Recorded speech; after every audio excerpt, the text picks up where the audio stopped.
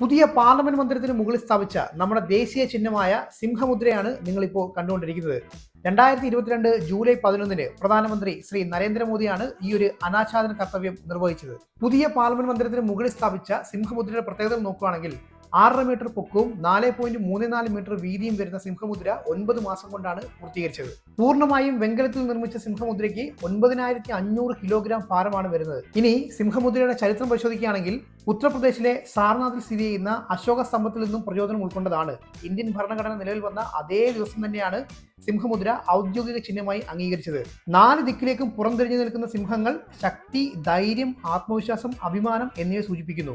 തൊട്ട് താഴെയുള്ള അബാക്കസിൽ വേഗത, ഊർജം, കഠിനാധ്വാനം, ഉറച്ച നിലപാട്, ശക്തി എന്നിവയെ പ്രതിനിധീകരിച്ചുകൊണ്ട് കുതിര, കാള, ആന, സിംഹം എന്നീ മൃഗങ്ങളുടെ രൂപങ്ങളുണ്ട്.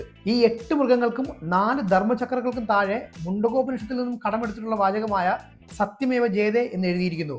പക്ഷേ ഈ ഒരു സിംഹമുദ്രയുടെ അനാച്ഛാദനത്തിന് ശേഷം അശോക സ്തംഭത്തിലെ ശാന്തരൂപമുള്ള സിംഹങ്ങൾക്ക് പകരം രൗദ്രഭാവമുള്ള സിംഹങ്ങളുടെ രൂപമാണ് പുതുതായിട്ട് നൽകിയിരിക്കുന്നു എന്നൊരു ആരോപണം ഉണ്ടായിരുന്നു.